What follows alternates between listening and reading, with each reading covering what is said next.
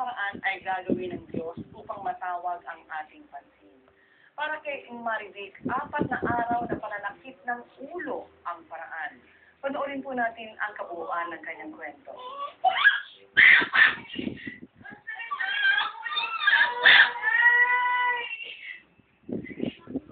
Apat na araw nang inihilas Marivic ang sakit ng kanyang ulo. Dulo nito ay hindi siya makatulog.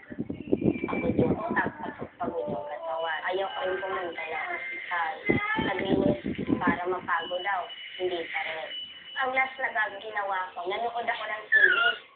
Nailipat ko yung channel sa 700 Club. Ang napanood ng Marivic ay si Pat Robertson, founder ng 700 Club. Ay, sige. Tumama sa akin yung verse na sinasabi about healing. Kahit nanonood ka, kung naniniwala ka sa Diyos,